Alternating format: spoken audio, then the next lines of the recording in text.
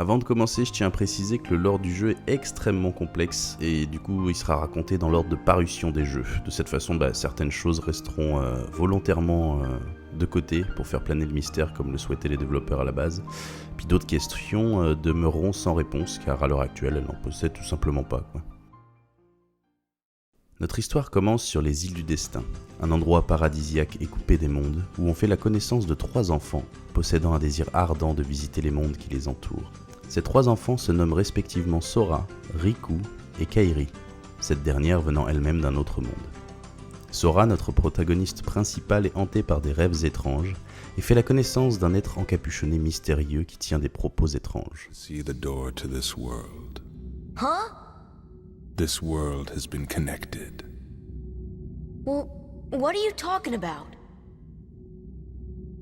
Tied to the darkness. Soon to be completely eclipsed. Le soir avant leur départ, une tempête se déclare et des créatures envahissent l'île. Sora, en panique, retrouve alors Riku. C'est ce dernier qui a ouvert la porte secrète, succombant alors aux ténèbres et qui a permis à ces créatures, les Sans-Cœurs, d'envahir l'île. Les Sans-Cœurs sont des créatures naissant lorsqu'un cœur succombe aux ténèbres. Leur monde se faisant peu à peu avaler par les ténèbres, Sora tente de sauver son ami avalé par l'obscurité mais n'y parvint pas. En revanche, il arrive à faire apparaître pour la première fois une arme étrange, nommée la Keyblade, qui possède le pouvoir de repousser les Sans-Cœurs.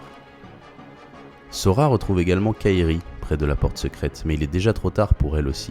Une vague de ténèbres propulse Kairi qui disparaît dans les bras de Sora. Leur monde détruit, les corps de nos 3 amis furent chacun envoyés dans d'autres mondes.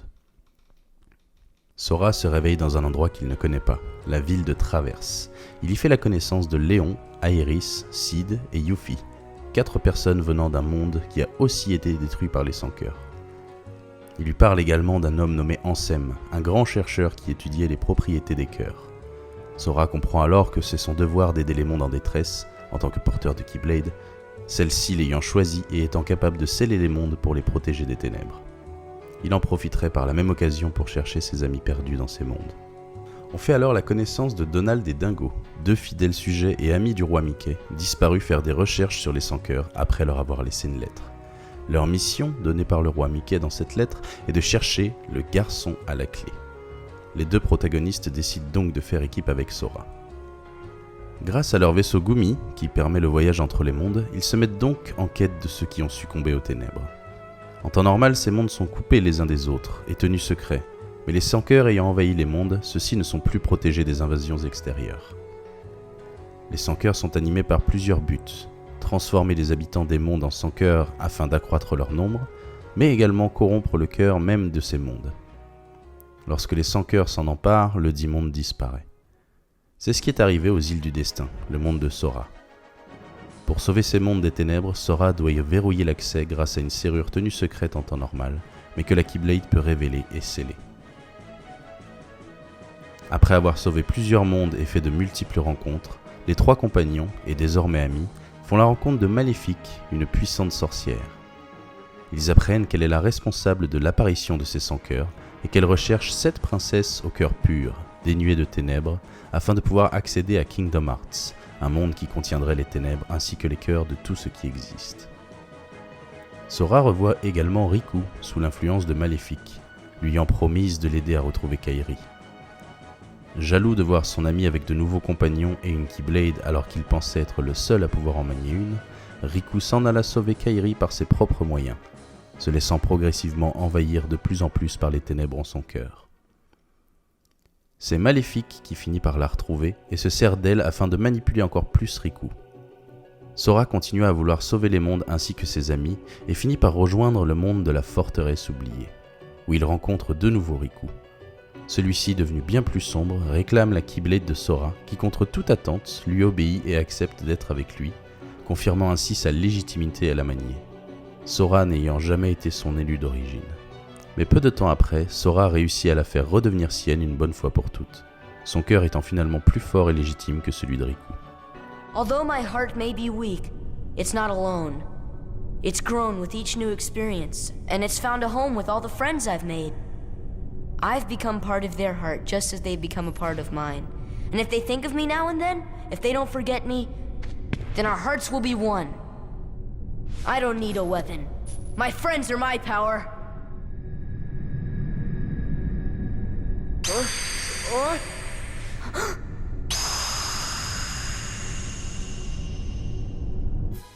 Riku, trop faible pour parvenir à son but, vit l'homme encapuchonné apparaître qui lui suggéra de succomber totalement aux ténèbres. Ce que Riku fit sans se douter qu'il perdra par cette occasion le contrôle de son corps. Il obtint alors une nouvelle Keyblade, capable d'ouvrir les cœurs et créée à partir des 6 princesses de cœur que Maléfique avait déjà enlevées. On comprend par la suite que l'homme encapuchonné n'est d'autre que Ansem, qui se présente alors à Sora comme le chercheur des ténèbres. Il révèle alors à Sora que Kairi est la 7e princesse de cœur, mais que le cœur de Kairi est réfugié dans celui de Sora. So, I shall release you now, princess. Complete the keyhole with your power. Open the door. Lead me into everlasting darkness.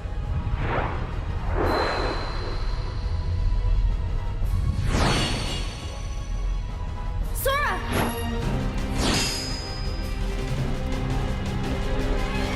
Forget it. There's no way you're taking Harry's heart. Après avoir battu Ansem, Sora utilisa la Keyblade de ce dernier afin d'ouvrir son propre cœur pour libérer celui de Kairi, et par la même occasion sceller la serrure de la forteresse oubliée, redonnant par conséquent leur cœur aux 6 autres princesses de cœur.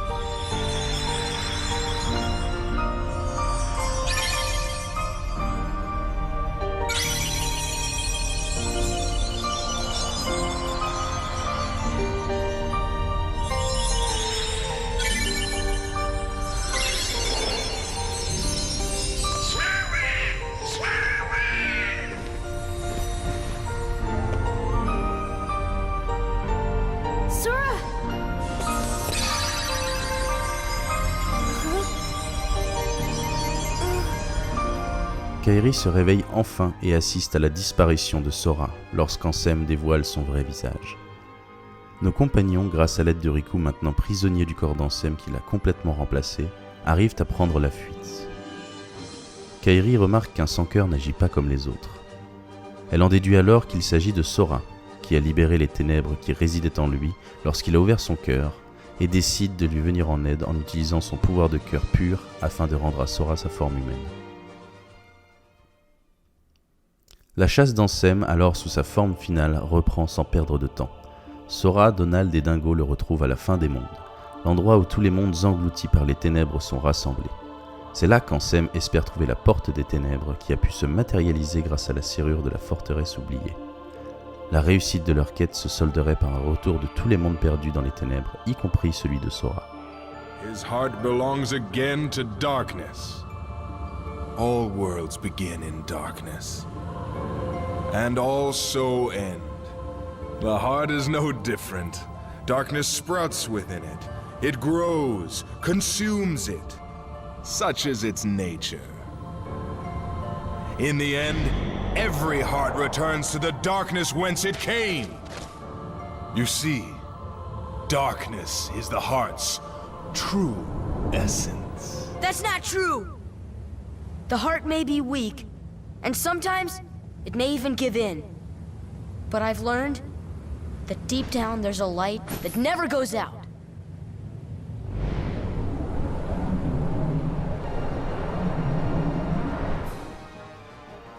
Après une lutte acharnée, Ansem fut vaincu.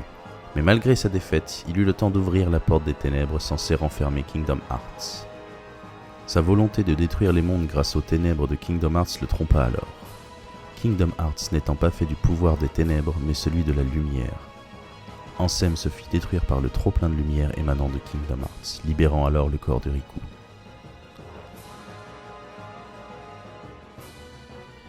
Le but maintenant étant de fermer cette porte. Malheureusement, n'étant pas une porte ordinaire, celle-ci ne peut être fermée que des deux côtés en même temps, avec une Keyblade de ténèbres à l'intérieur et une Keyblade de lumière à l'extérieur.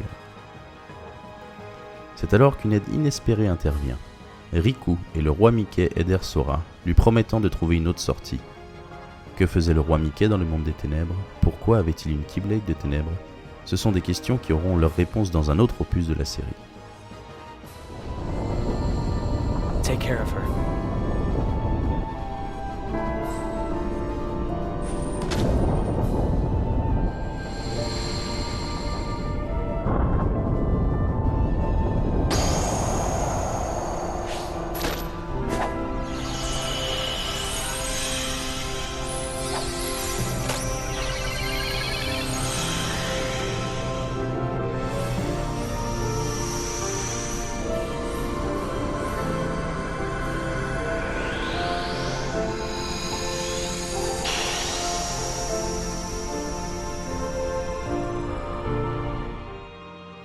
Une fois la porte fermée, l'ensemble des mondes perdus retrouvèrent leur lumière. Sora se vit une nouvelle fois séparé de ses amis. Kairi se retrouvant alors sur les îles du destin, et Riku fut enfermé dans le monde des ténèbres avec le roi Mickey. Tandis que ceux-ci cherchèrent une autre sortie, Sora, Donald et Dingo partirent à la recherche d'une autre entrée pour leur porter secours. Ainsi se termine l'histoire de Kingdom Hearts premier du nom.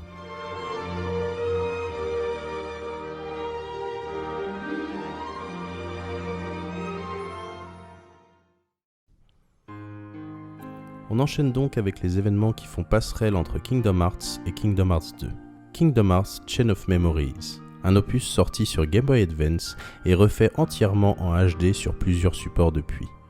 Dans ce jeu, le gameplay a été complètement remanié pour être joué avec un système de cartes au lieu du système de combat traditionnel de toute la série. Je vais d'abord rentrer dans les détails concernant l'histoire de Sora, et je terminerai par les détails de l'histoire de Riku, puisque dans cet opus nous aurons les deux personnages, et le gameplay veut qu'on joue les deux personnages à tour de rôle.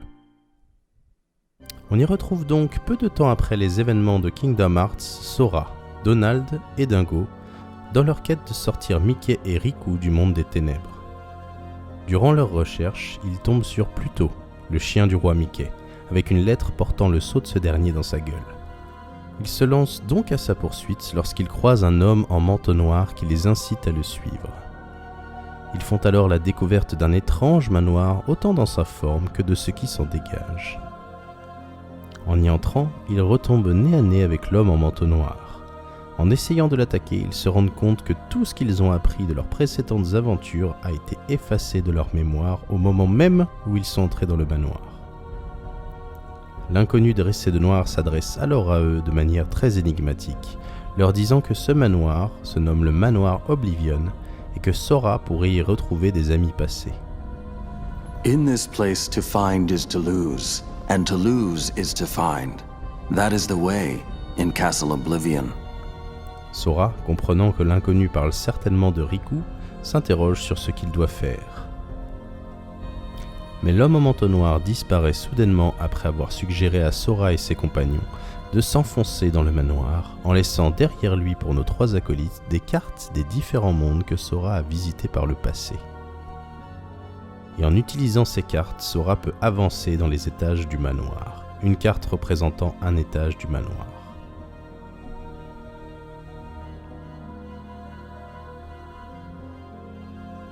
Au fur et à mesure de son avancée, Sora se rend compte que ces mondes déjà visités auparavant ne sont que des projections de son subconscient et de ses souvenirs.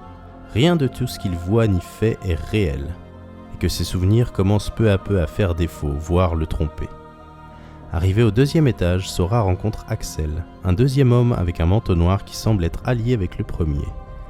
À l'issue de leur affrontement, Axel révèle à Sora quelques autres informations sur son aventure au sein du manoir. Comme quoi il devra penser à la personne la plus importante à ses yeux, et lui fait comprendre que dans cet endroit, les souvenirs sont importants. You will just have to give some more thought to who it is that's most important to you. Our most precious memories lie so deep within our hearts that they're out of reach. But I'm sure that you can find yours, Sora. Nos compères continuent alors leur avancée dans les étages supérieurs du manoir.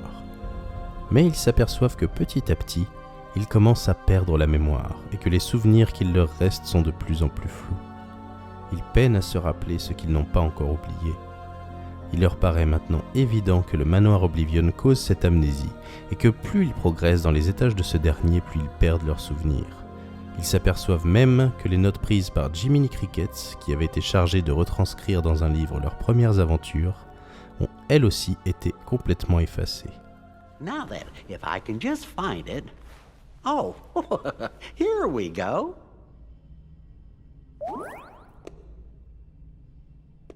Let's have a look.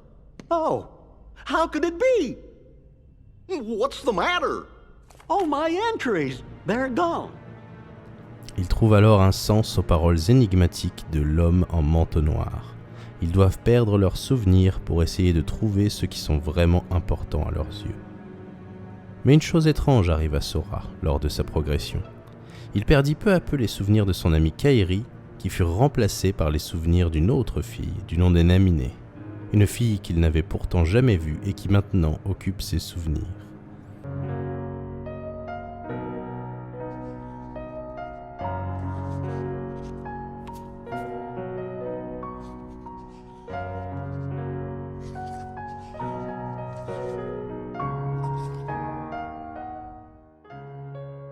Les rencontres avec des hommes en manteau noir se font de plus en plus fréquentes dans le manoir. Après Axel, ils font la connaissance de Vexen, Larxene et de Marluxia, ce dernier étant le premier homme en manteau noir les ayant attirés dans le manoir. Larxene révèle à Sora que la fille dans ses souvenirs, Naminé, est gardée prisonnière par leurs soins dans le manoir et que c'est grâce à la magie du manoir qu'il se rappelle ses véritables souvenirs, ceux de Naminé, car il s'agit de la personne la plus importante à son cœur. Il décide donc de partir à la recherche de Naminé et tombe finalement sur Riku. Cependant, celui-ci n'a pas l'air d'être lui-même et se comporte de manière très étrange. On apprend aussi que les personnages en manteau noir font partie d'une organisation qui comporte plus de membres que ceux que l'on connaît déjà et qu'ils sont sujets à des conflits internes au sein même de cette organisation. On y retrouve Vexen essayant de défier Marluxia qui rétorque que la gestion du manoir lui a été confiée et que les traîtres doivent être éliminés. Vexen, dans le but de prouver sa valeur, part à la rencontre de Sora et lui donne alors une carte d'un monde qui lui paraît étrangement familier alors qu'il ne l'a jamais visité. Comprenant alors que Vexen essaie de contrecarrer ses plans dans le manoir, Marluxia ordonne à Axel de se débarrasser de lui. Axel, ayant été chargé en secret par le chef de l'organisation qu'on ne connaît pas encore, élimine Vexen. No! Please don't! I don't want it! Goodbye.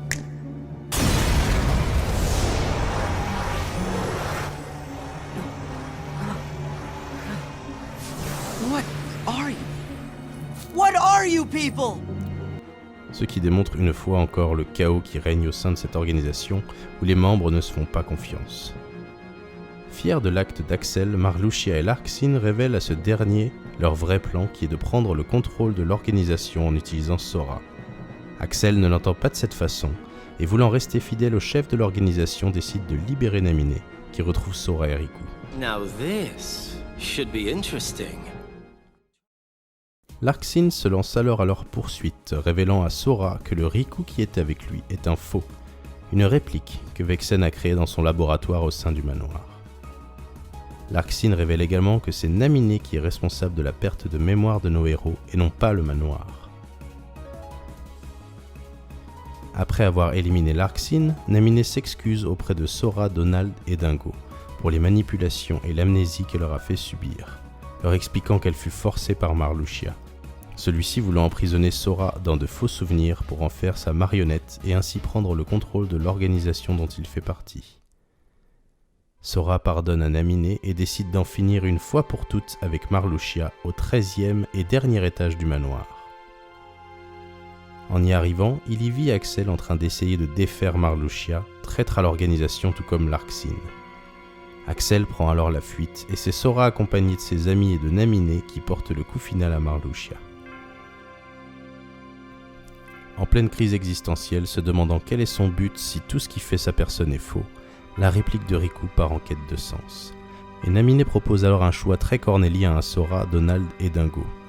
Les endormir afin qu'elles réparent les souvenirs brisés et perdus de ces derniers, La contrepartie serait qu'ils perdent tous les souvenirs qu'ils ont obtenus dans le manoir Oblivion, ce qui comprendrait également les souvenirs de Naminé elle-même. Ou bien, ceux-ci pourraient conserver les souvenirs qu'ils ont eus sur place et ceux de Naminé, en échange de l'oubli définitif de leurs anciens souvenirs. Sora préférera finalement à la grande tristesse de Naminé la première option. Mais ne voulant pas que Naminé soit à nouveau prise de tristesse et de solitude, il fit la promesse à celle-ci que lorsqu'il reviendrait avec lui avec ses anciens souvenirs, il la retrouvera et deviendront amis. Et afin de respecter cette promesse, Jiminy Cricket note dans son journal remercier Naminé.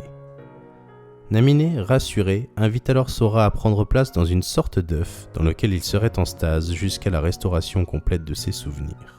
This may have started with a lie, but I really am glad that I could meet you, Sora. Yeah, me too. When I finally found you, and even when I remembered your name, I was happy.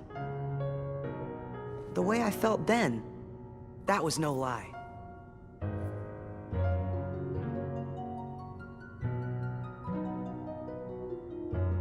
Goodbye.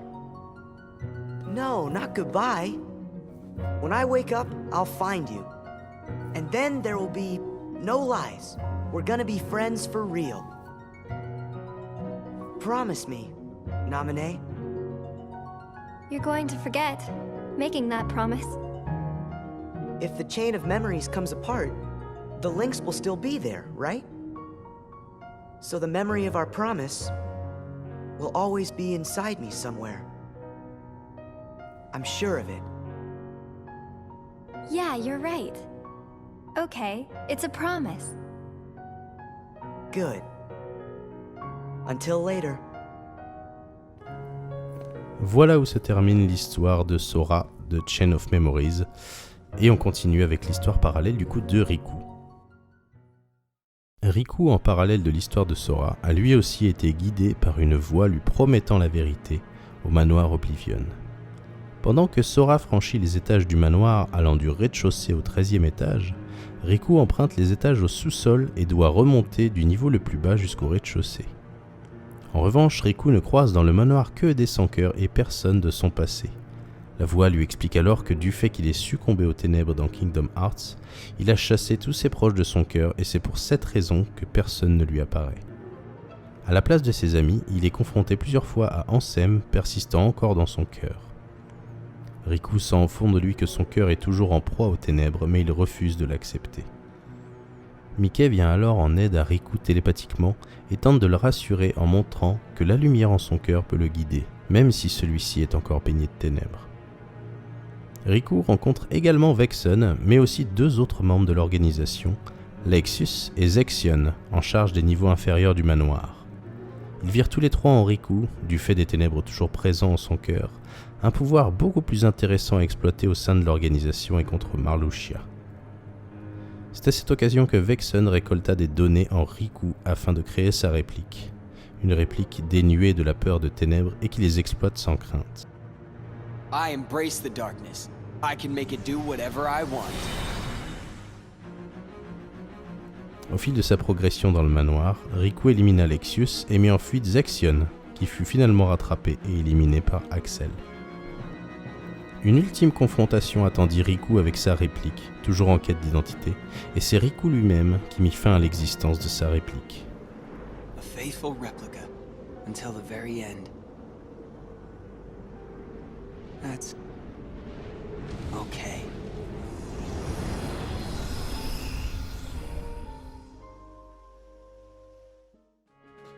Mickey apparaît alors, cette fois sous forme physique auprès de Riku. Celui-ci explique que tout comme lui, cherchant à sortir du monde des ténèbres, a été amené ici. Ils comprennent tous deux que c'est l'œuvre de la voix que Riku a entendue avant d'arriver dans le manoir, et font enfin sa connaissance. Un personnage mystérieux avec des bandages sur le visage qui se présente sous le nom de Deez. Celui-ci explique à Riku qu'il est devenu un être unique car il possède en son cœur ténèbres et lumière.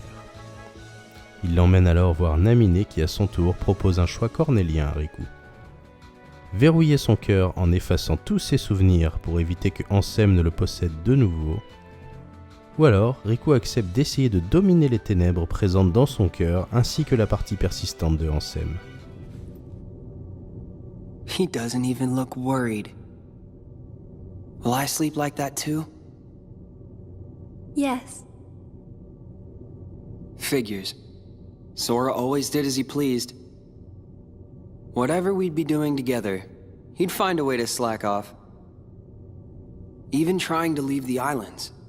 I did all the work on the raft by myself. That's it. When this slacker wakes up, I'll tell him off. I told him to take care of Kairi, and here he is just taking a nap. But I can't chew him out like he deserves, if I've been asleep. I don't need my heart locked. I'm ready. I'm gonna fight Ansem. Riku opta finalement pour le deuxième choix, afin de pouvoir avoir la possibilité de revoir un jour ses amis. Riku et Mickey quittent alors le manoir Oblivion ensemble, tous deux ayant accepté les ténèbres de Riku et n'en ayant plus peur.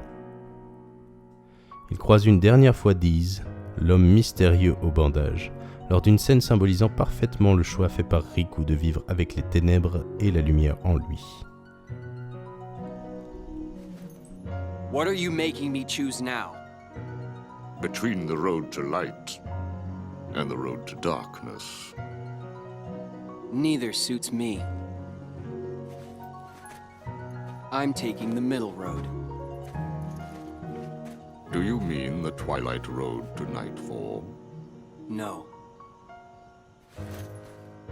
It's the road to dawn.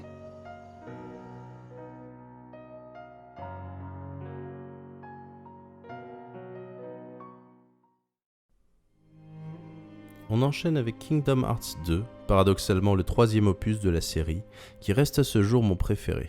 Nous sommes chronologiquement un an après les événements de Chain of Memories. C'est à partir de cet opus que le lore va commencer à prendre quand même une tournure majeure et va devenir de plus en plus complexe. Donc accrochez-vous et puis c'est parti. En préambule, on peut apercevoir deux personnes en manteau noir. Ces mêmes manteaux aperçus dans le précédent opus portés par les membres de l'organisation au manoir Oblivion. Et notre histoire débute, contre toute attente, pas avec le personnage de Sora, mais avec l'introduction d'un nouveau personnage, un adolescent nommé Roxas, passe ses vacances d'été avec ses amis Einer, Pence et Olette dans un lieu appelé la Cité du Crépuscule. Ces vacances ne se passent pas de manière conventionnelle pour Roxas qui est en proie à des visions d'un garçon qu'il n'a jamais vu et dont pourtant il connaît le nom, Sora. En essayant de fuir des créatures blanches tout aussi mystérieuses que ces visions, Roxas arrive à matérialiser une Keyblade. Pendant ses vacances, Roxas a aussi des visions d'individus que lui seul peut voir. Un homme au manteau noir ainsi que deux personnages que l'on connaît maintenant, Naminé et Deez. Tous ont l'air de vouloir contenir Roxas, allant même jusqu'à leur voler une bourse fabriquée par Olette contenant leurs économies pour se rendre à la plage. On apprend à cette occasion que Roxas évolue dans un monde qui n'est pas le vrai monde. Roxas commence à se douter que quelque chose ne tourne pas rond dans la Cité du Crépuscule quand Axel se présente à lui alors que toute la ville semble figée. Celui-ci semble bien connaître Roxas. Mieux encore, il lui explique qu'ils étaient meilleurs amis, mais que Roxas a perdu la mémoire et l'incite à le suivre. Roxas refuse, et cette altercation est interrompue par Deez. Lors d'une autre vision, Roxas arrive à se connecter au cœur de Kairi. En discutant avec Roxas, elle arrive à se rappeler l'existence de Sora, qu'elle avait oubliée pour une raison mystérieuse. Elle décide alors d'écrire une lettre et de l'envoyer à la mer, en espérant qu'elle puisse parvenir un jour à son ami disparu. En discutant également avec Naminé, Roxas apprend alors que celle-ci est en train de recréer les souvenirs de Sora et qu'il possède une connexion avec ce dernier. Ces visions qui le troublent sont dues à cette connexion. Elle lui dévoile aussi qu'à un moment, Sora aura besoin de son aide, car la moitié de Sora est détenue par Roxas. Roxas. Naminé? You know these three, don't you? Yeah. Sora, Donald, and Goofy. They're from the dreams. About a year ago, some things happened, and I had to take apart the memories chained together in Sora's heart. But now, I'm putting them all back exactly the way they were. It's taken me a long time, but pretty soon, Sora will be his old self again. The process has been affecting you too, Roxas. You mean the dreams? Yes. You and Sora are connected. And in order for Sora to become completely whole again, he needs you. Me? What for? You hold half of what he is. He needs you, Roxas. Naminé? Lors du dernier jour de ses vacances d'été, d'autres choses étranges se produisent. Roxas se rend compte que ses amis ne le voient plus et ne se rappellent plus de lui, allant même jusqu'à disparaître d'une photo souvenir de lui et de ses amis. Axel fait aussi irruption pour le prévenir que si Roxas ne le suit pas, on lui a donné l'ordre de l'éliminer. Il prend la fuite par peur et se réfugie au manoir abandonné de la ville, où il y découvre un passage secret dissimulant une installation informatique complexe. À cette vue, Roxas est en proie à un flashback et se rappelle maintenant de toute la vérité. Il vivait dans un autre monde avec Axel, et il fut ramené de force par l'homme au manteau noir et Diz dans une version virtuelle de la Cité du Crépuscule. Et à ce moment-là, Naminé lui effaça tous ses souvenirs. Roxas vivait donc dans une fausse Cité du Crépuscule créée informatiquement. Einer, Pence et Olette dans la vraie Cité du Crépuscule n'ont par conséquent jamais rencontré Roxas. Furieux de cette révélation, Roxas veut détruire l'installation informatique et s'en prend à Diz. Mais étant fait donné, ses actions n'ont aucune conséquence. Diz finit par avouer également à Roxas que son existence est une erreur, qu'il n'aurait jamais dû naître et qu'il doit maintenant rendre ce qu'il a volé d'existence à Sora avant de disparaître définitivement. C'est pour cette raison que Diz a enfermé Roxas dans la fausse Cité du Crépuscule, pour être réabsorbé par Sora et permettre son réveil lorsque tous les souvenirs de ce dernier auront été restaurés par Naminé. Cette révélation pousse Roxas dans une rage folle. Il tente une ultime fois d'attaquer Diz, mais il est déjà trop tard. L'œuf dans lequel Sora est en stase s'ouvre alors, et Roxas, le voyant, accepte finalement sa triste fin.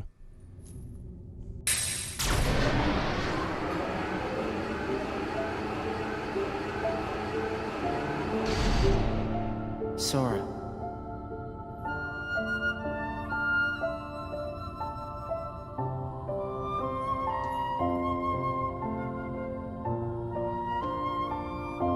You're lucky. Looks like my summer vacation is over.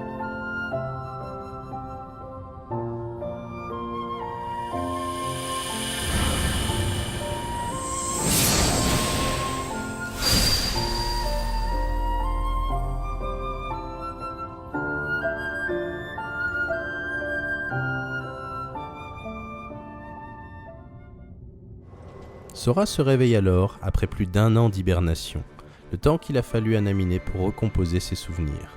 Elle replace aussi Sora dans les souvenirs de Kairi, qu'elle avait effacés pour la protéger. En retrouvant ses amis Donald et Dingo, il constate qu'ils n'ont aucune idée de ce qui vient de se passer, et le journal de Jiminy Cricket ne possède qu'une seule mention, remercier Naminé. Nos héros tombent en sortant du manoir sur Einer, Pence et Olette qui leur signalent avoir vu le roi Mickey près de la gare de la Cité du Crépuscule. Ils se lancent donc à sa recherche et sont confrontés aux mêmes créatures blanches rencontrées plus tôt par Roxas. Mickey arrive à faire fuir ces créatures et avant de les poursuivre, donne à nos compères la bourse virtuelle de Olette leur disant de quitter la cité avec cet argent. Lors de leurs achats de billets, Olette s'étonne de voir une copie conforme de sa bourse qu'elle a cousue elle-même. Le groupe fait alors des adieux aux habitants de la Cité du Crépuscule. Bye. Hey, Sora? You sure we haven't met before? Positive. Why do you ask? I don't know.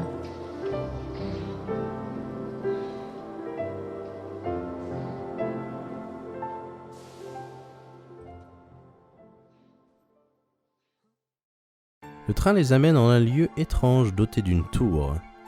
Ils y croisent aussi Patibulaire, chargé par Maléfique, dit-il, de lui confectionner une armée de 100 cœurs. Ayant défait Maléfique dans leurs précédentes aventures, le groupe n'y prête guère attention et monte au sommet de la tour. Ils y font la connaissance du maître de Mickey et ancien porteur de Keyblade, maître Yensid. Il leur fait part de leur prochaine mission. Malgré avoir fermé la porte des ténèbres et empêché une horde de 100 cœurs de se déverser dans les mondes, ceux-ci sont toujours en danger et menacés par un nouvel ennemi, les Simili, dont faisaient partie les créatures blanches affrontées auparavant. Yensid leur explique que lorsqu'une personne avec un esprit suffisamment puissant est transformée en 100 cœurs, il laisse derrière lui un corps et un esprit qu'on appelle un Simili. Il précise que ces êtres sont des anomalies d'existence car ils sont dénués de cœur. Ils ne sont qu'une sorte de carapace vide qui persiste à survivre.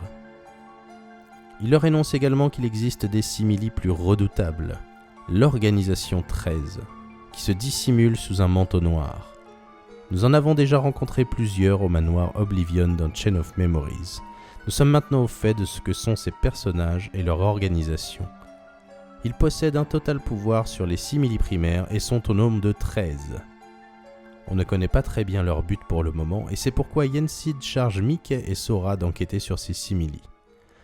Pour cela, Yensid dote Sora d'un pouvoir lui permettant de posséder 2 Keyblades. Juste après son départ, une ennemie vaincue surgit de nulle part et revient à la vie. Comment ? Ces événements seront expliqués bien plus tard dans le lore de Kingdom Hearts. Maleficent!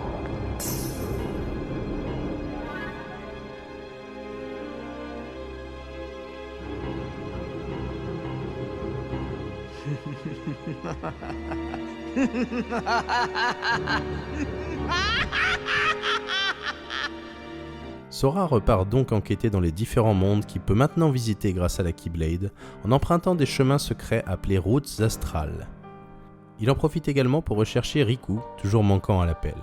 Au fil de son voyage, il se confronte régulièrement aux membres de l'Organisation 13, toujours aussi mystérieux quant à leurs intentions. Sora recroise également Yuffie, Sid, Léon et Aerys en train de reconstruire leur monde, précédemment envahi par les ténèbres. On apprend au passage le nom de leur monde, le Jardin Radieux. Cette information aura son importance par la suite. Lors de leur retrouvaille, ils découvrent l'ordinateur d'Ansem, contenant tout son travail en tant que chercheur des ténèbres. Ils y voient aussi là une occasion de savoir ce qu'il est advenu de Riku. Mickey survint alors pour leur faire part d'une découverte capitale. Le Ansem combattu par Sora dans ses précédentes aventures n'était pas le vrai Ansem. Mickey, ayant rencontré le vrai Ansem par le passé, leur explique que la personne qu'ils ont affrontée était un sans-cœur. Le sans-cœur d'un dénommé Xehanort, qui avait été l'un des disciples d'Ansem le Sage, grand souverain et grand chercheur dans son monde. De la création de ce sans-cœur naquit également un simili très puissant, et c'est ce simili, appelé Xemnas, qui est maintenant à la tête de l'Organisation 13. Got it memorized? X-E-M-N-A-S. Aussitôt ces informations encaissées, nos héros sont obligés de fuir suite à une invasion de sans-cœur envoyée par Maléfique. Ils croisent dans leur fuite Saïx, le bras droit de Xemnas au sein de l'Organisation 13. Celui-ci fait aussi de grandes révélations à Sora, révélant le but de l'organisation. Il est important pour eux que Sora continue d'affronter des sans-cœurs pour récupérer les cœurs libérés par sa Keyblade lors de leur élimination. Il s'agit là d'un dilemme pour Sora, car il veut débarrasser les mondes des sans-cœurs, mais c'est maintenant qu'il sert les intentions de l'organisation. En parallèle du voyage de Sora, Axel tourne le dos à l'Organisation 13 et essaie de kidnapper Kairi, qui s'enfuit dans un passage obscur, l'amenant devant Einer, Pence et Olette. Elle se fait finalement emprisonner par l'organisation, qui compte l'utiliser comme pion afin de manipuler davantage Sora. Just let me into the realm of darkness, okay? If it's Kairi you're worried about, don't. We're taking very good care of her. Take me to her. Is she that important to you? Yeah, more than anything. Show me how important.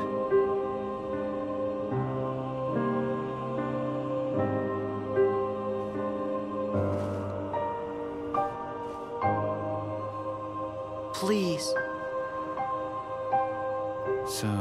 do care for her, in that case, the answer's no. You run! Are you angry? Do you hate me? Then take that rage and direct it at the Heartless.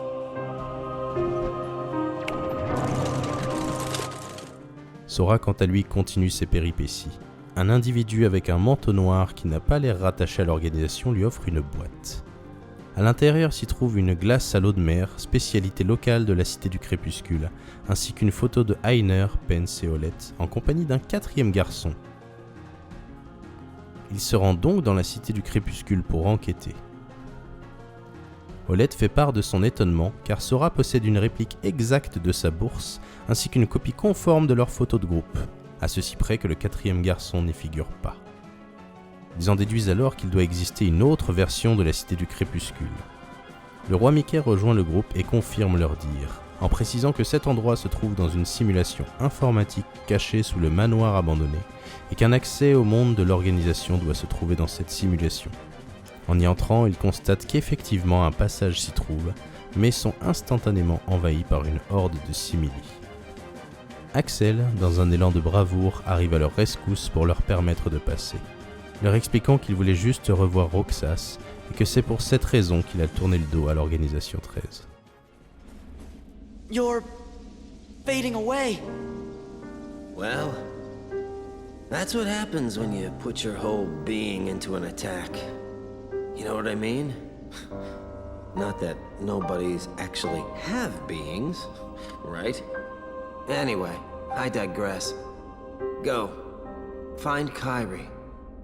Oh, almost forgot. Sorry for what I did to her. When we find her, you can tell her that yourself. Think I'll pass. My heart just wouldn't be in it, you know? Haven't got one. Axel, what were you trying to do? I wanted to see Roxas. He was the only one I liked. He made me feel like I had a heart. It's kind of funny. You make me feel the same.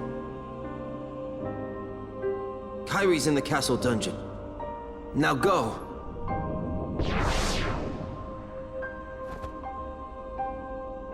Axel.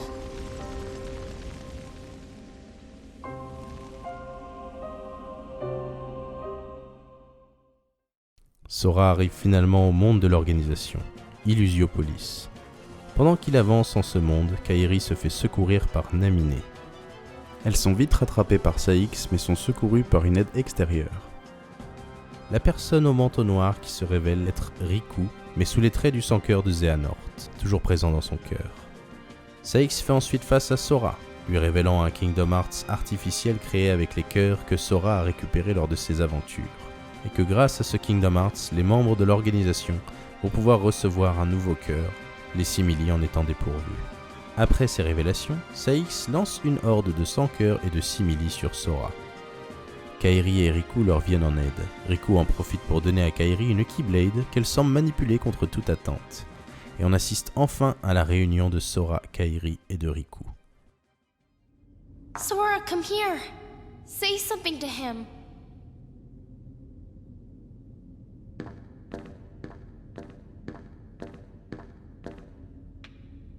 Here. You'll understand. Close your eyes.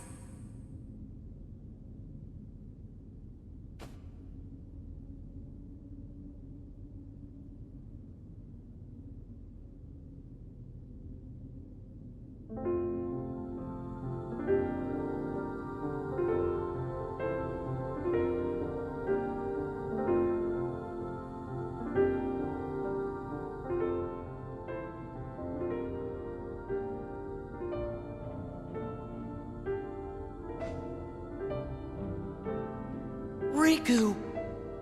It's Riku. Riku's here. I looked for you. Come on, Sora. You've got to pull it together. looked everywhere for you. Mickey de son côté vient en aide au groupe avec l'aide de Deez, se révélant finalement être Ansem le Sage une fois ses bandages tombés. Le vrai Ansem, souverain du jardin radieux, qui avait été obligé de fuir après ses expériences sur le cœur et s'être fait trahir par son disciple Xehanort. Afin de stopper son ancien disciple devenu Xemnas, Ansem a préparé une machine qui pourrait enfermer le Kingdom Hearts artificiel et le transformer en données comme le fut la Cité du Crépuscule. Mais le trop-plein d'informations fait exploser la machine et Ansem disparut au sein de cette explosion. La machine d'Ansem n'ayant pas réussi à absorber le Kingdom Hearts artificiel, celui-ci subit quand même des séquelles le rendant inutilisable pour l'Organisation 13. Néanmoins, une horde de sans-cœurs s'en échappa. À la surprise générale, c'est Maléfique, accompagné de Patibulaire, qui leur vint cette fois en aide.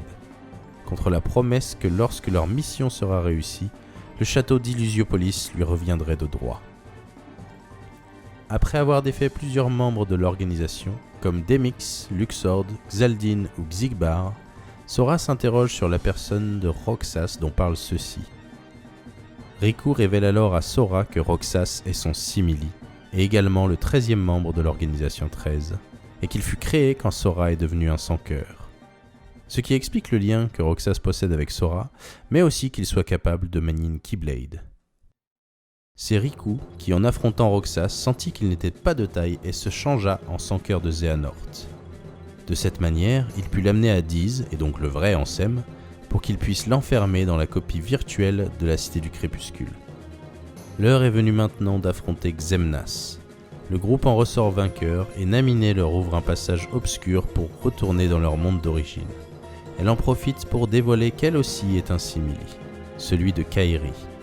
Elle aussi apparut lors de la transformation de Sora en son cœur, le cœur de Kairi étant à ce moment-là dans celui de Sora. Mais Xemnas piège une dernière fois Sora et Riku dans le monde des ténèbres pour un combat en duo des plus épiques. Après une lutte acharnée, Sora et Riku parvinrent à éliminer définitivement Xemnas.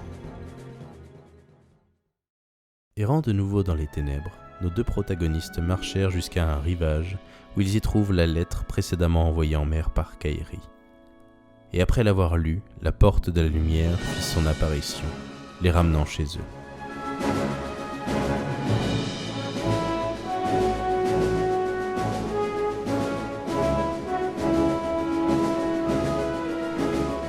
Les jours passèrent et le roi Mickey fit finalement parvenir une lettre à Sora présageant de nouvelles aventures. Et ainsi se termine l'épopée de Kingdom Hearts 2.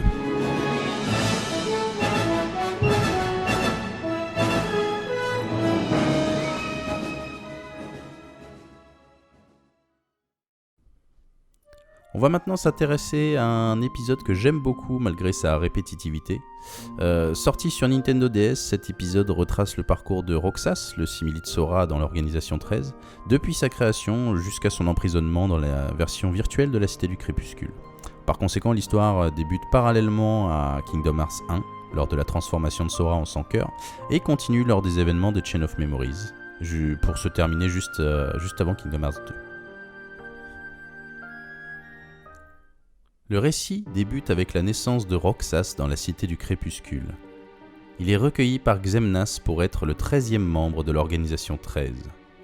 Dû à sa naissance très particulière, en plus de savoir manier une Keyblade, Roxas, contrairement aux autres membres de l'organisation, n'a gardé aucun souvenir de quand il était humain. Aussi, pour le guider dans ses missions, Saïx fait appel à Axel. Bien que réticent au départ, Axel finit par se lier d'amitié avec ce garçon perdu, partageant régulièrement des glaces à l'eau de mer sur la tour de la gare de la Cité du Crépuscule. Do you remember what this ice cream is called? It's, Sea salt ice cream. I already told you before. Get it memorized. Peu de temps après l'arrivée de Roxas, l'organisation recrute une 14e personne très mystérieuse s'appelant Xion. A l'instar de Roxas, Xion reste très discrète et une curiosité soudaine plane l'un envers l'autre. Quelques jours plus tard, l'organisation se réunit pour parler de leur plan. Voulant récupérer un cœur comme lorsqu'ils étaient humains, ils projettent de créer un Kingdom Hearts artificiel en collectant les cœurs relâchés par les sans-cœurs. Dans ce but, Roxas est un élément majeur car il est le seul simili de l'organisation qui puisse manier une Keyblade et par conséquent le seul capable de libérer les cœurs emprisonnés dans les 100 cœurs pour les amener à former le Kingdom Hearts. Après quelques semaines, Axel est envoyé au manoir Oblivion par Xemnas qui a eu vent d'un complot se tramant contre l'organisation. Il a pour ordre de se débarrasser des traîtres qui conspirent en secret. C'est ce qu'on voit dans Chain of Memories. Durant son absence, Saïx envoie Roxas et Shion en mission ensemble plusieurs fois. On apprend que Shion est elle aussi capable de manier une Keyblade, et au fil du temps, on les voit tisser des liens et devenir amis, se promettant que quand Axel reviendra, ils partageront des glaces à 3. Cependant, une terrible nouvelle arrive aux oreilles de Roxas. Toute l'équipe envoyée au manoir Oblivion a été décimée et Axel est porté disparu. Cela affecte profondément Roxas, et c'est paradoxal car étant un simili, il n'est pas censé ressentir quoi que ce soit, pas même de l'attachement. Durant l'une de ses missions, Roxas s'évanouit et tombe dans un coma de plusieurs jours. Cet incident est lié à l'endormissement de Sora par Naminé, celle-ci ayant commencé son travail de reconstruction des souvenirs. Durant cette période, c'est Shion, elle aussi pouvant manier une Keyblade, qui est envoyée collecter des cœurs. Après plusieurs jours de coma, Roxas se réveille. Il s'aperçoit que Shion est venu le voir plusieurs fois pendant son sommeil. Axel refait également surface pour le plus grand plaisir de Roxas. Comme prévu, Axel, Roxas et Shion, devenus tous trois amis, montent sur le toit de la gare pour partager ensemble une glace. Shion explique à l'occasion qu'étrangement, et depuis peu, elle n'est plus capable de faire apparaître la Keyblade. De ce fait, elle partage sa peur d'être inutile à l'organisation. Axel lance alors l'idée brillante que Roxas et Shion fassent équipe, et mettant l'hypothèse que si Roxas récolte 2 fois plus de cœurs, l'organisation n'y verrait que du feu. De retour à Illusiopolis, Axel fait son rapport sur les événements du manoir à Xemnas, mais il est rattrapé par Saïx qui semble lui aussi conspirer contre le chef de l'organisation, doutant de ses réelles intentions. Selon eux, Xemnas cherche quelque chose dans le manoir Oblivion. Une pièce appelée la salle de l'éveil, mais ils ignorent pourquoi Xemnas la cherche. You mean the chamber, right? We turned that place inside out. If it's there, we're not gonna find it just by looking. Then let me give you another reason. Shion comes from the castle, to which Naminé can be traced. The place where both Naminé and Shion were born. It's practically calling out for you. Whatever. As far as the castle goes, you're the one who really wants to go there. By finding the room that Xemnas is searching for, you would find out everything about Xemnas' true agenda, am I right? The Chamber of Repose as well as the Chamber of Waking.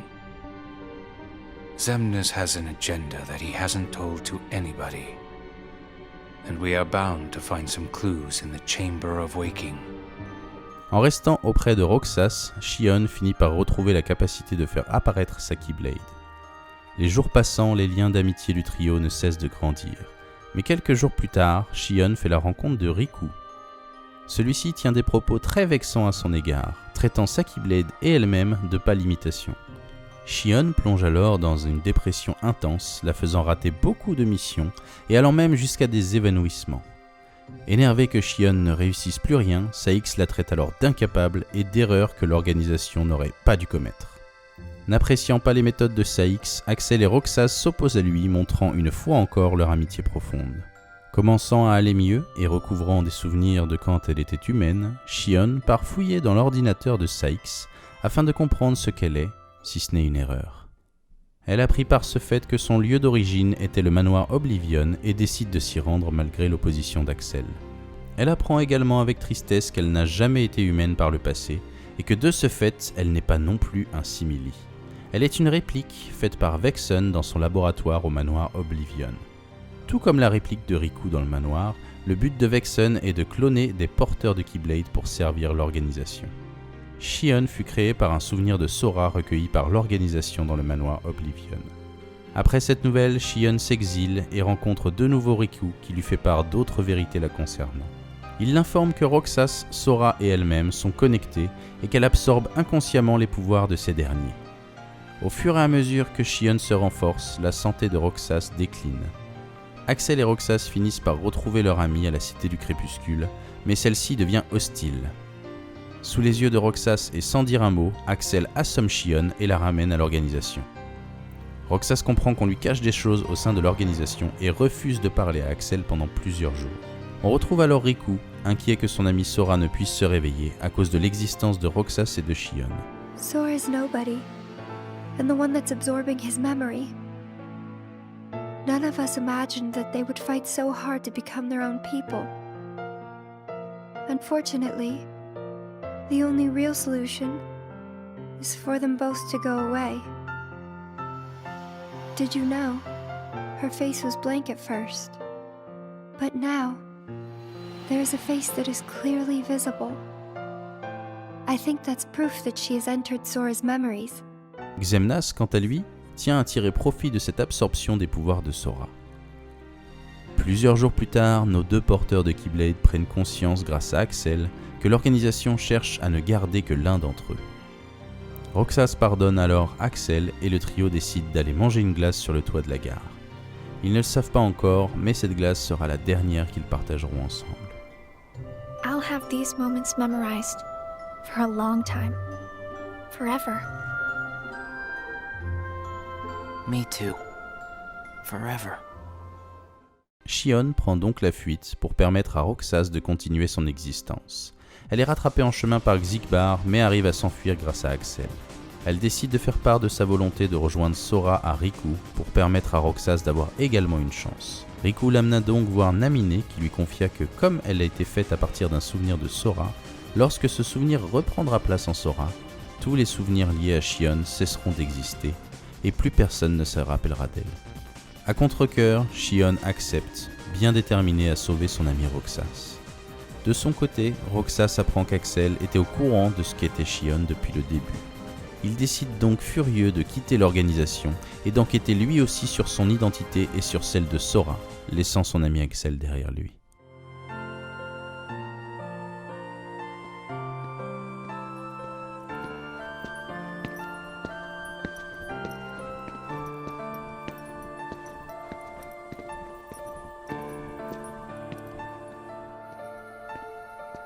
Your mind's made up? Why did the Keyblade choose me? I have to know. You can't turn on the organization. You get on their bad side and they'll destroy you. No one would miss me. That's not true. I would. Sur ordre de Xemnas, Axel part à la recherche de Shion pour la ramener à l'organisation. Il la retrouve lors d'un dernier affrontement. Il finit par la ramener à Illusiopolis avant de s'écrouler. Roxas revoit une dernière fois Shion, qui lui fait part qu'elle n'a plus beaucoup de temps, qu'elle a copié quasiment tous les souvenirs de Sora, qu'elle commence même à lui ressembler, et qu'elle ne veut plus servir de marionnette à l'organisation. Elle avance alors vers Roxas pour le combattre dans l'espoir que ce dernier mette fin à sa vie et qu'elle puisse retourner en Sora. Aussitôt vaincue par Roxas, Shion s'effondre et disparaît des souvenirs de Roxas. Mais avant de disparaître, elle fit faire une promesse à Roxas, celle de ne pas laisser Xemnas s'emparer de Kingdom Hearts.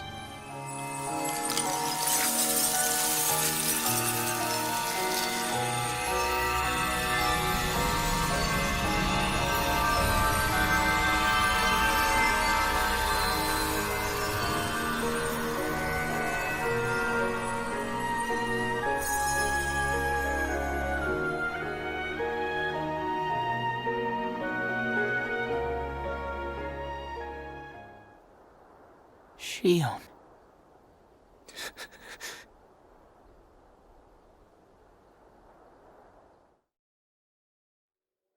Bien que ne se rappelant plus de son ami, la tendre promesse de ce souvenir perdu resta ancrée quelque part en Roxas et le plongea dans un esprit de vengeance titanesque. Cet élément déclencheur lui permit d'invoquer une deuxième Keyblade, même si cette Keyblade n'est pas celle de Shion, mais on y reviendra. En route vers Illusiopolis pour exercer sa vengeance, il est retrouvé par Riku qui l'empêche de parvenir à ses fins, ayant besoin de lui pour réveiller Sora. Riku, grâce aux ténèbres présentes dans son cœur, prend l'avantage et met fin à l'avancée de Roxas. La suite, nous la connaissons.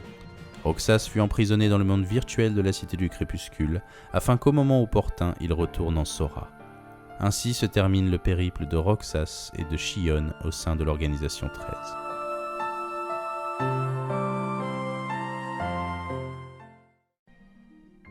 On va s'intéresser maintenant au passé de l'univers de Kingdom Hearts, avec l'une des aventures les plus tristes de la saga et mon deuxième opus préféré. Cet opus traite aussi du véritable plan de Xehanort et de tout ce qui va en découler par la suite. Kingdom Hearts Birth by Sleep, sorti sur PlayStation Portable en 2010. L'épisode prend place une dizaine d'années avant Kingdom Hearts premier du nom, et on y incarne 3 personnages qui sont Terra, Ventus et Aqua, chacun leur tour dans des trames scénaristiques différentes mais évoluant en parallèle. L'histoire commence sur les îles du destin, où l'on peut y apercevoir 2 personnages. Un en manteau noir appelé Xehanort, portant un second assez jeune dans un drap blanc, Ventus.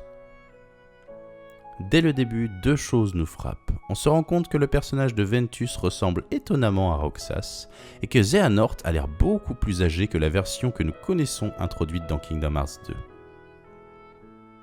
Alors que Xehanort semble abandonner le garçon en très mauvais point, le regard vide, ce dernier fait jaillir un rayon lumineux d'une Keyblade.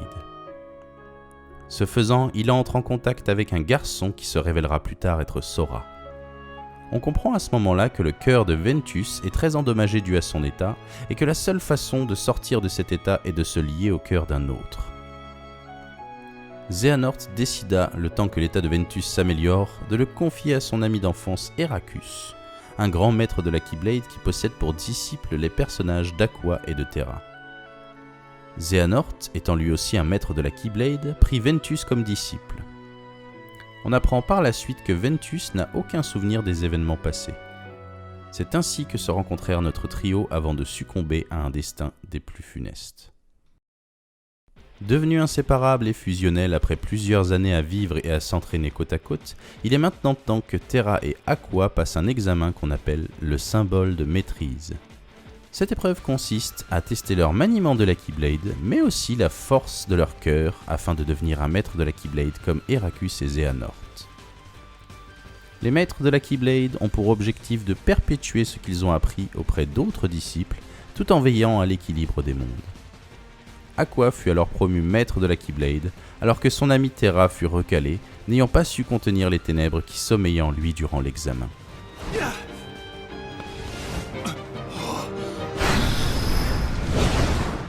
Xehanort vit là un moyen de faire douter Terra sur le choix de son maître Eraqus, fermé aux ténèbres, lui expliquant qu'il ne devrait pas en avoir peur. Un peu plus tard dans le jeu, maître Eraqus charge Terra et Aqua d'enquêter sur des monstres apparus récemment, se nourrissant d'énergie négative qu'ils appellent des Nessians.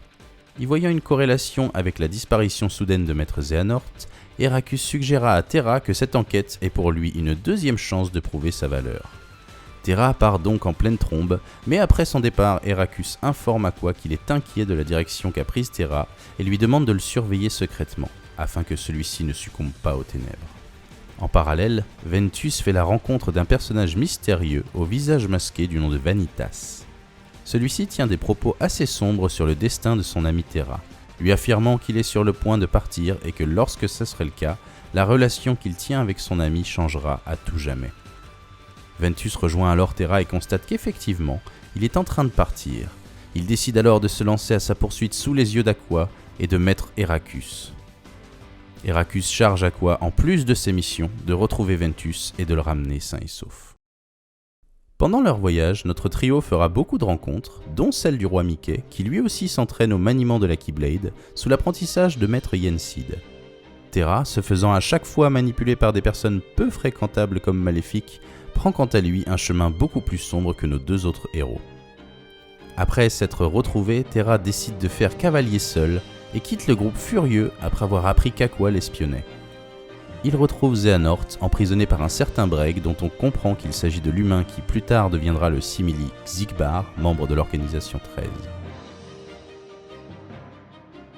Alors attristé par peur de succomber aux ténèbres et de perdre ses amis, Terra se laisse une nouvelle fois duper naïvement par Xehanort qui lui propose d'être son nouvel élève. celui-ci suggérant qu'il a l'étoffe pour être un maître de la Keyblade et qu'il devrait utiliser les ténèbres plutôt qu'en avoir peur. Terra, désemparé, accepte et Xehanort charge de suite Terra de retrouver Vanitas. Il explique à l'occasion que c'est de sa faute si Vanitas existe, car lorsqu'il entraînait un jour Ventus, ce dernier aurait succombé aux ténèbres, forçant Xehanort à extirper ces dernières du cœur de Ventus. Une fois expulsés, ces ténèbres prirent la forme de Vanitas, le côté obscur de Ventus, et c'est pour cette raison que Ventus eut le cœur endommagé lors de leur rencontre. Dans le but de trouver Vanitas, Terra fait la connaissance de Sora et de Riku sur les îles du destin.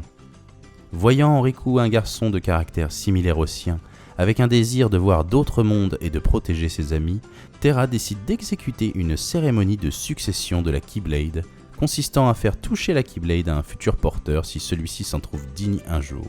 Aqua et Ventus firent de même, mais par inadvertance. Une jeune fille du nom de Kairi, habitant au Jardin Radieux, toucha la Keyblade d'Aqua lorsque celle-ci cherchait à la défendre contre des Nessians.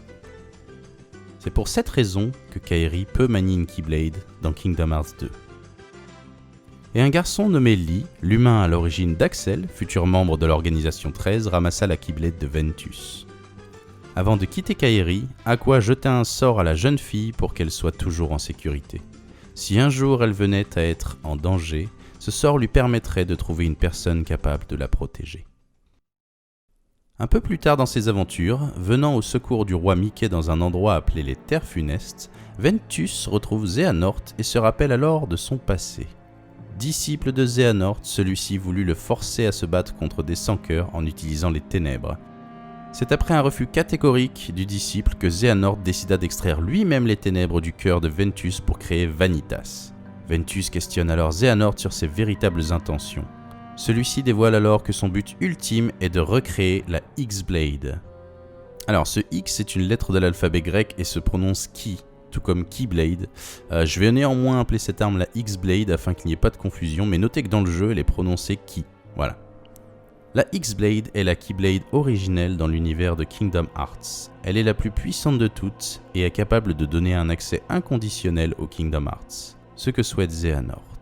Cette X-Blade est déjà apparue dans le passé lors de la première guerre des Keyblades. Elle ne peut être invoquée que lorsqu'une force pure de lumière affronte une force pure de ténèbres.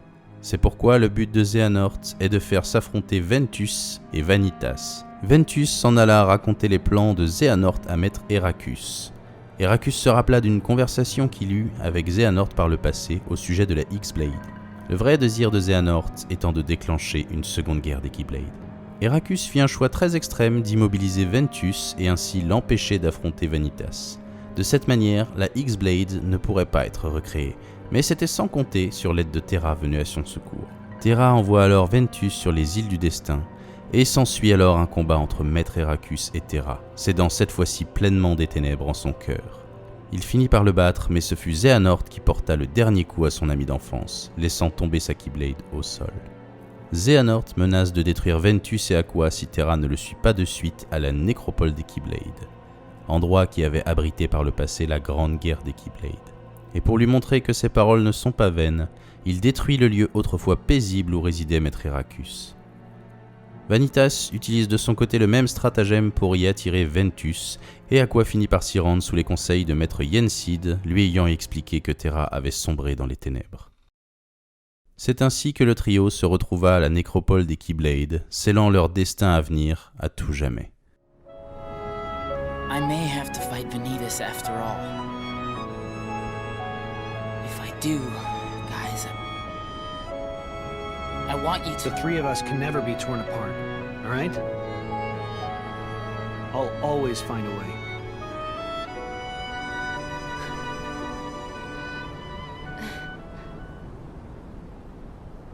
I'm asking you, as a friend. Just put an end to me.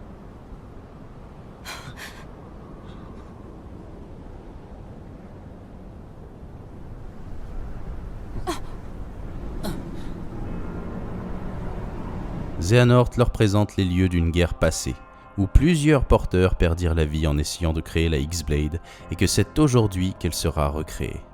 S'ensuit alors un combat des plus intenses. Terra se jeta sur Xehanort, Ventus combattit Vanitas, et Aqua se battant contre Breg venu en renfort prêter main forte à Xehanort. Mais malheureusement, l'issue du combat ne fut glorieuse pour aucun de nos 3 protagonistes. Vanitas prit le contrôle du corps et du cœur de Ventus, recréant par conséquent la X-Blade. Xehanort, pendant son combat contre Terra, vit les premières lueurs de la X-Blade au loin. C'était le signal qu'il attendait pour mettre en place un plan qu'il n'avait révélé pour le moment à personne.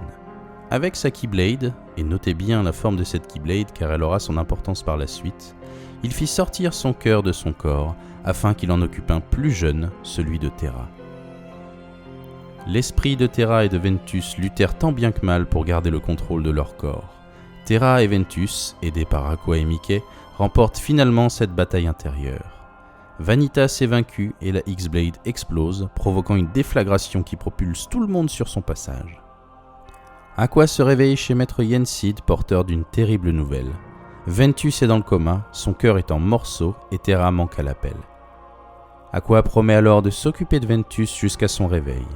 Celui-ci, pour pouvoir survivre, se lie de nouveau au cœur de Sora. Plus tard, Sora ouvrira son cœur, créant à cette occasion un sans-cœur et un simili.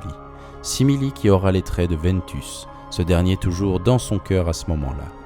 Aqua emmène finalement Ventus dans leur demeure chez Maître Heracus et constate que celle-ci est ravagée et que la seule chose restante de son maître est sa Keyblade. Elle décide donc de lancer un sortilège sur leur ancien foyer pour le transformer en un lieu où Ventus pourrait demeurer caché jusqu'à ce qu'elle trouve le moyen de le ramener.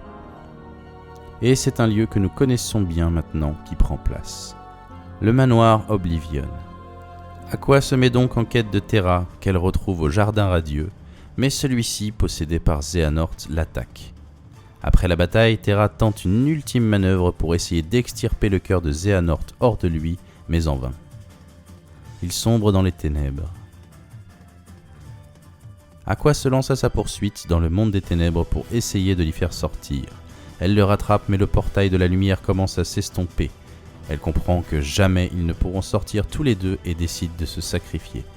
Elle propulse Terra hors du monde des ténèbres, regardant au loin le portail de la lumière se refermant contre elle.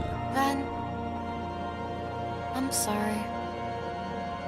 I might not make it back as soon as I thought, but I promise I'll be there one day to wake you up.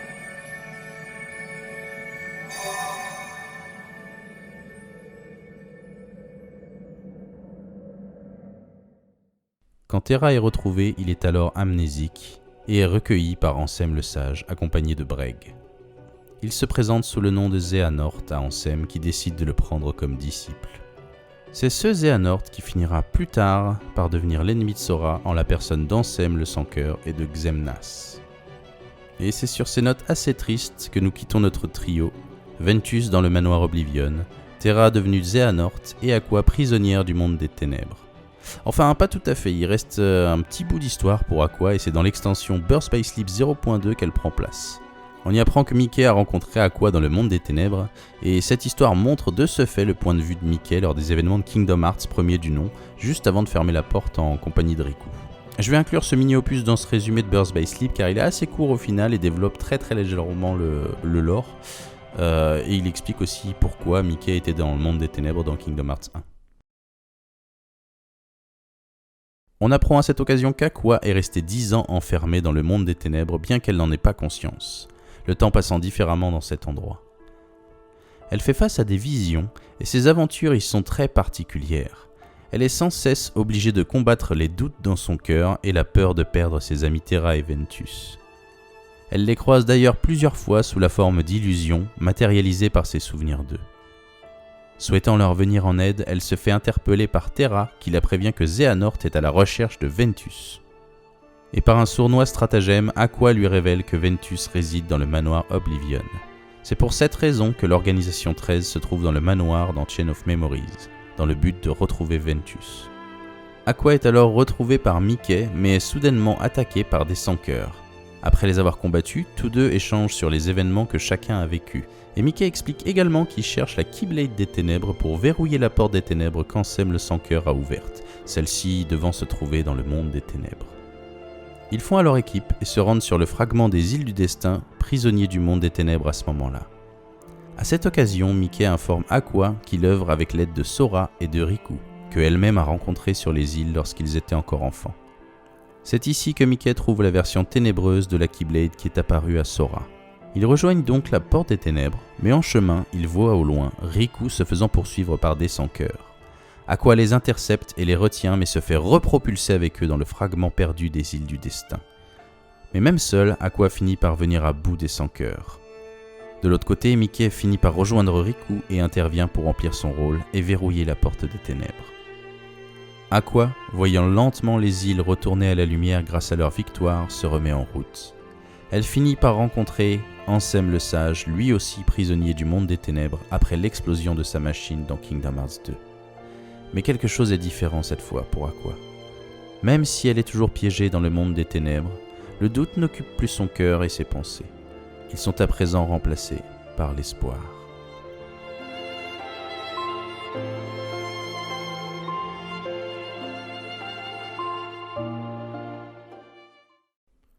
On enchaîne maintenant avec un épisode assez décrié par les fans, même si je pense qu'il amène, comme tous les autres, une partie du lore non négligeable.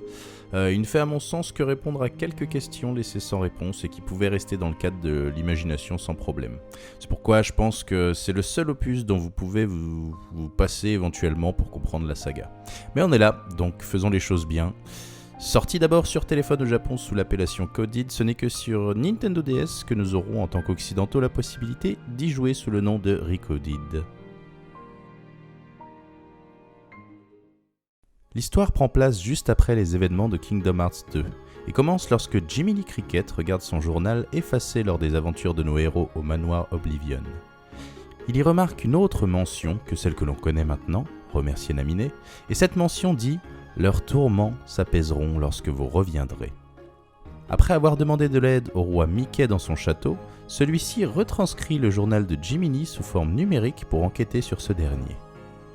Ils y remarquent alors que les histoires enfermées sont truffées de bugs et décident d'y envoyer également un Sora numérique pour en savoir davantage. Le Sora numérique, pourtant censé être tout seul dans ces mondes virtuels, y fait la rencontre à plusieurs reprises d'un homme au manteau noir au grand étonnement du roi et de ses compères qui suivent l'histoire à travers un écran. Mickey, guidant le Sora virtuel, le charge d'enquêter sur des anomalies matérialisées par de mystérieux blocs apparus un peu partout. Sora! That voice again! Who are you? First, are you okay, Sora? You even know my name. Have we met somewhere before? Well, sort of. I'm Mickey Mouse.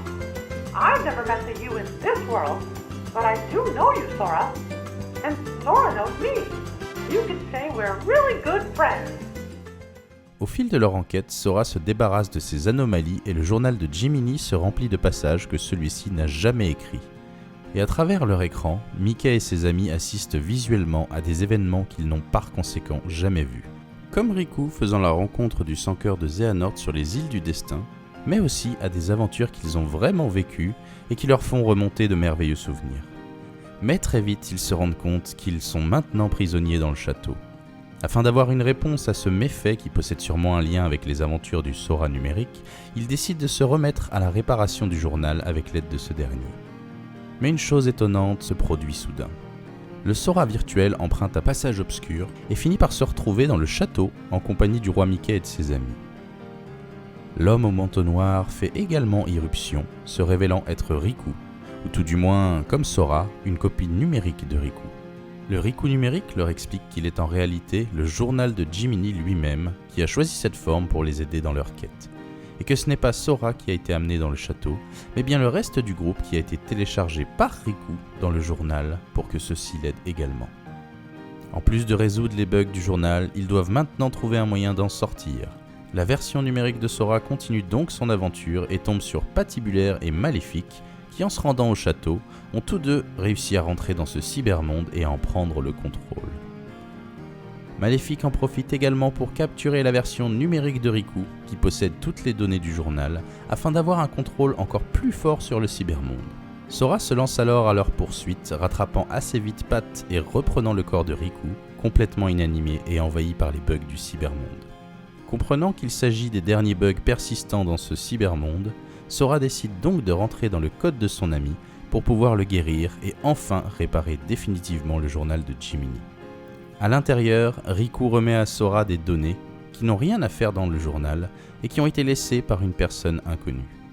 Sora aide Riku à se débarrasser des bugs qui le parasitent et après de longues discussions, entrent tous deux dans la mémoire centrale de Riku. Mais quelque chose de louche persiste. Riku maintient que la personne au manteau noir que Sora a vue avant sur les îles du destin n'était pas lui.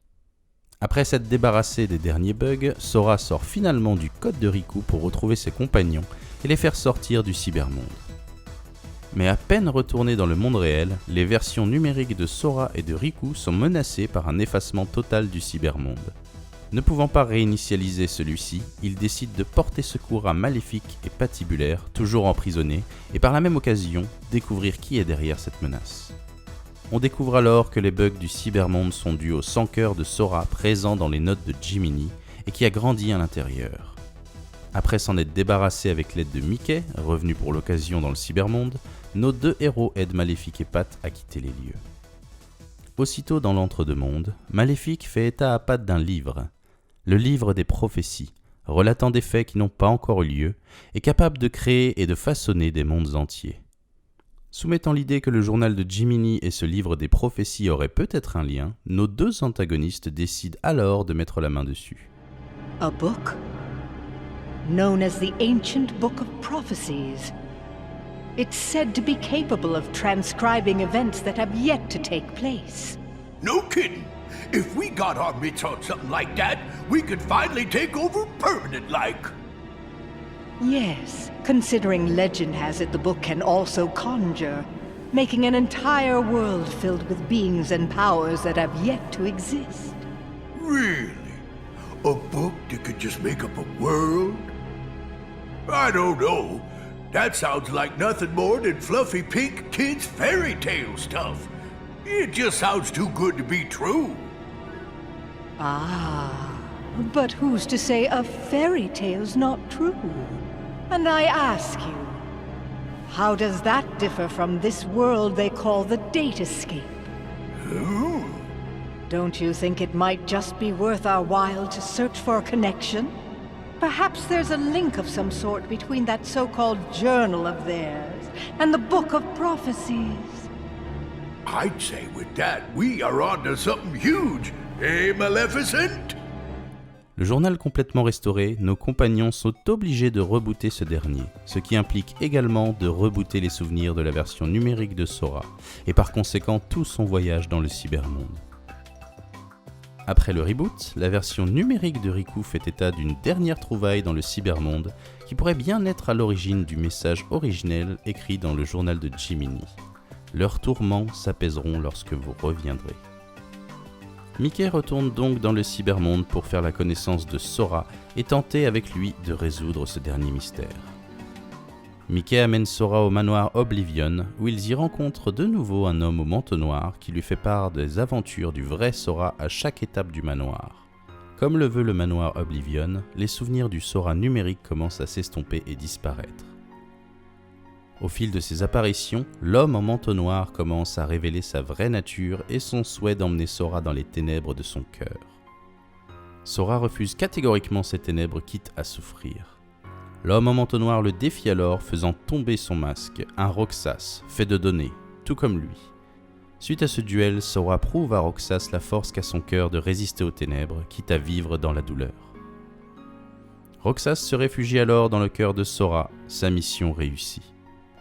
Mickey et Sora rejoignent enfin les données de Naminé, qui leur explique que la source des bugs ne vient pas de Sora, mais de souvenirs en lui qui ne lui appartiennent pas. Des souvenirs d'autres personnes enfermées en lui. Ce sont ces données qui ont empêché le journal de se reformer. Naminé, that's you. Who's the other girl? She feels so familiar. And something happened. Something terrible. Didn't it? They're waiting for Sora. Sora comprend alors qu'il doit aider les personnes auxquelles ses souvenirs se rattachent, mais trop de souffrances en émanent. Aussi, Naminé se propose donc de garder ses souvenirs tourmentés. Leurs tourments s'apaiseront lorsque vous reviendrez. Le message venait de Naminé.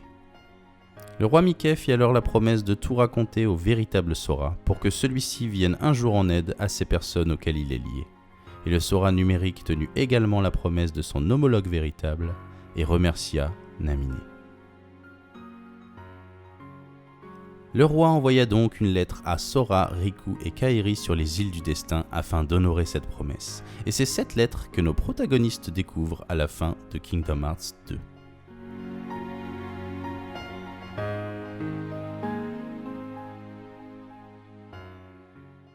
On s'intéresse maintenant aux derniers événements en date avant Kingdom Hearts 3 concernant ce que je vais appeler maintenant l'arc de Xehanort.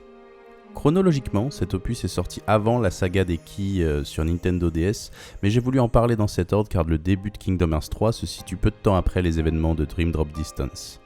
Même si cet opus est sorti après Recoded, il fait davantage le pont entre les événements de Kingdom Hearts 2 et Kingdom Hearts 3. Après avoir reçu la lettre du roi Mickey à la fin des événements de Kingdom Hearts 2 et de Recoded, Maître Yensid convoque Sora et Riku pour leur faire part d'une terrible situation. Xehanort est de retour. Bien que Sora ait défait par le passé le sans-cœur de Xehanort et son simili Xemnas, leur destruction ont ramené de facto l'être originel, Maître Xehanort, qui se prépare à un ultime combat.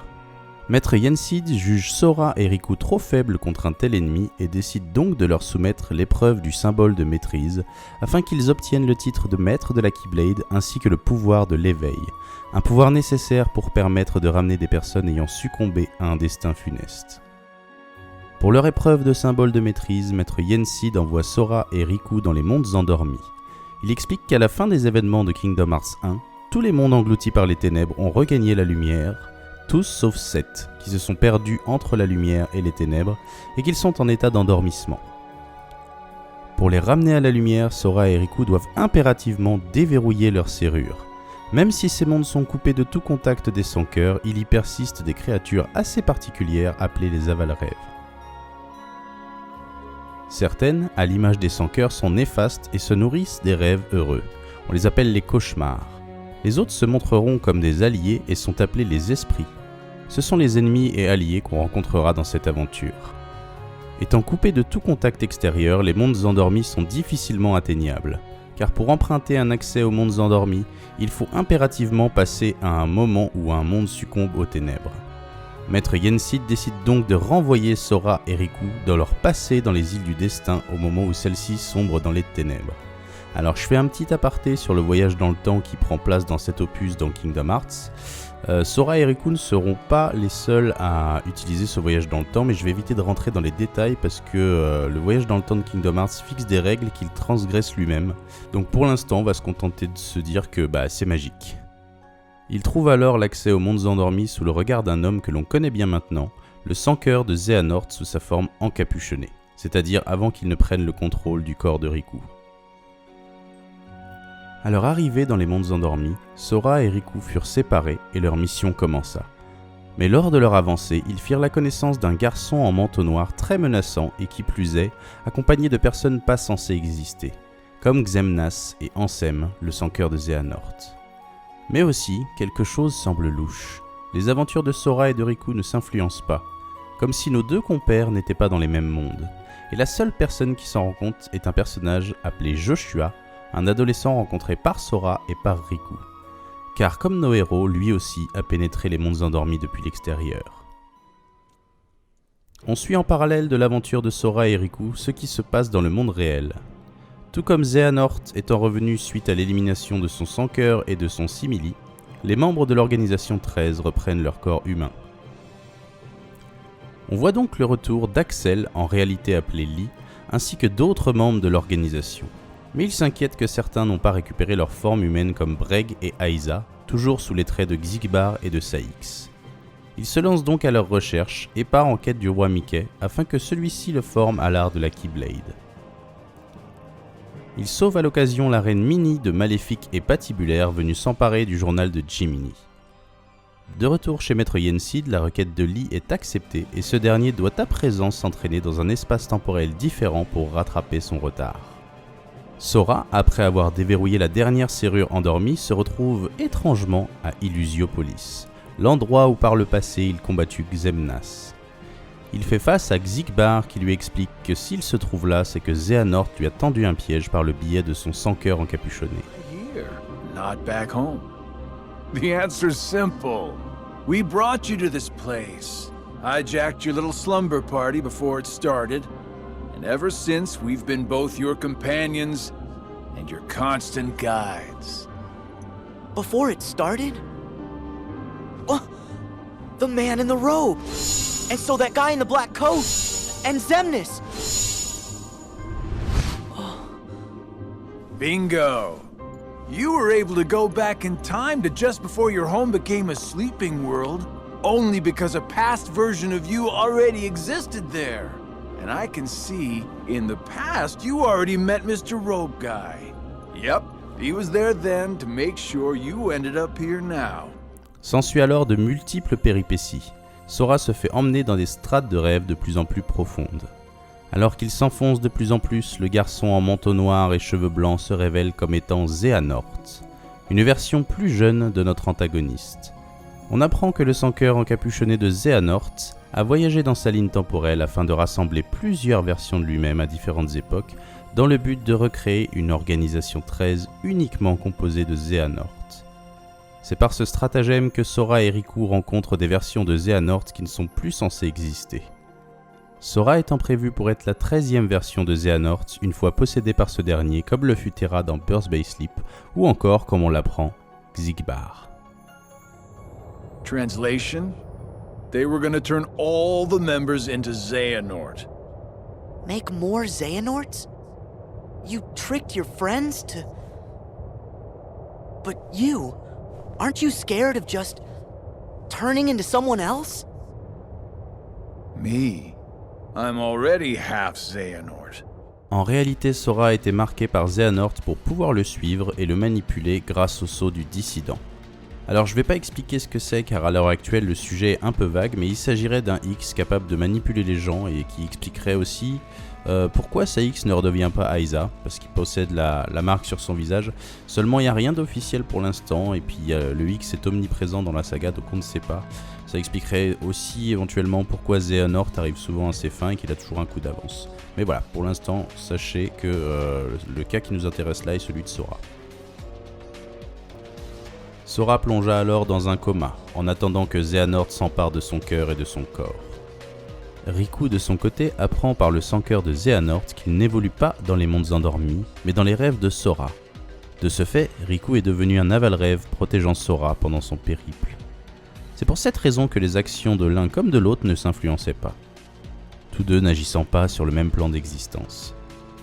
Après cette révélation, Riku tente de sauver Sora en allant à Illusiopolis, mais découvre lui aussi que Xehanort n'est plus un être unique.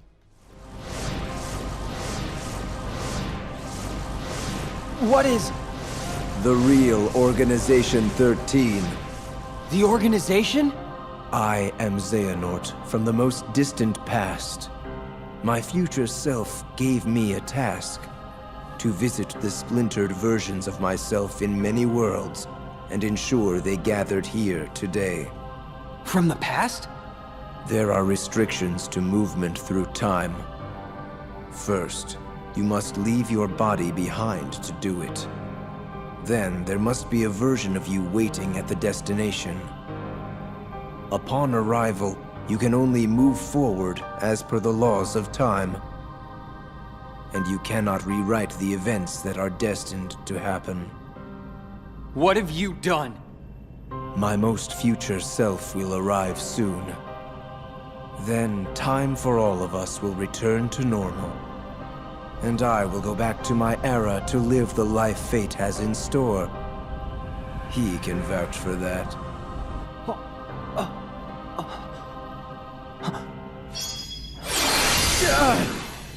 Stop that!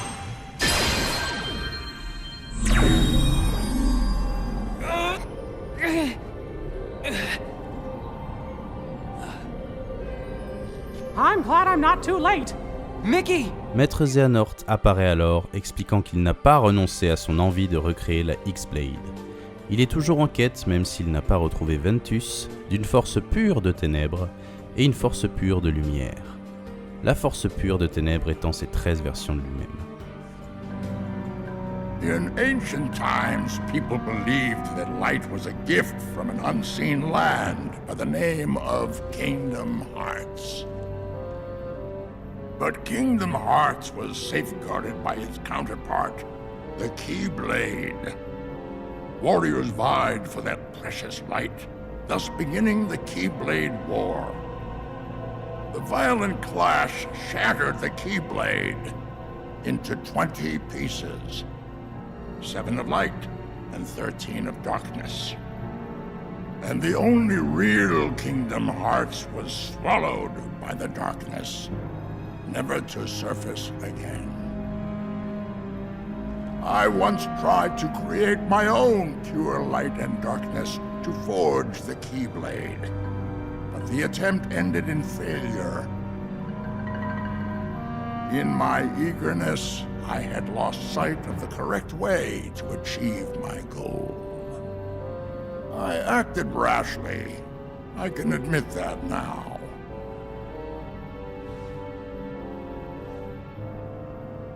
What you did back then, your mistakes, changed the destinies of 3 of my friends. But destiny is never left to chance. I merely guided them to their proper places. The broken boy who failed to be the blade, the misguided master who sacrificed herself for a friend, and the feckless youth who became my new vessel. I couldn't find a way to save them. But I wanted to believe that their sacrifice stopped you for good. Why? How was I so blind? I should have seen it as soon as Maleficent started gathering the 7 princesses of heart.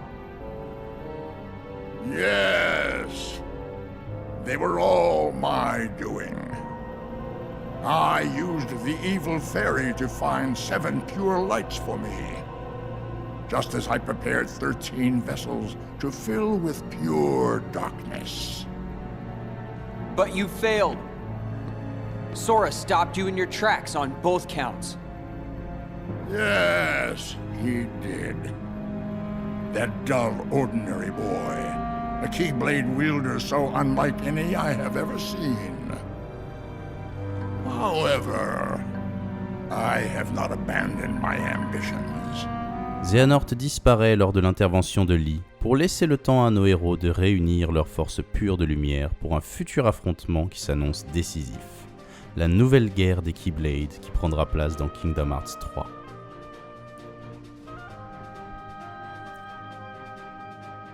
De retour chez Maître Yensid, Riku décide d'entrer à nouveau dans les rêves de Sora afin de l'extirper de son coma. En y entrant, il y vit l'armure de Ventus qui avait protégé le cœur de Sora et qui engage le combat. Riku en sort vainqueur et est interpellé par Ansem le Sage qui lui explique avoir numérisé des données dans le cœur de Sora qui lui permettraient de sauver des personnes ayant connu un destin funeste. Il lui explique que l'armure vaincue de Ventus a probablement dû réveiller Sora. Riku retourne donc dans le monde réel pour lui remettre les données de Ansem le Sage. Sora et Riku se retrouvent enfin devant Maître Yensid qui leur annonce que seul Riku a réussi l'examen car il a obtenu le pouvoir de l'éveil en ramenant Sora, obtenant par cette occasion le titre de maître de la Keyblade. Nos amis partagent leur joie pour Riku et Lee parvint pour la première fois à matérialiser sa Keyblade. C'est avec ce cadre que nous laissons nos héros en préparation d'un ultime affrontement qui ne s'annonce pas sans dégâts. Like it's you that passed. I told you so was still needing some practice. Hey! Really? I'm a Keyblade Master? Congratulations, Riku!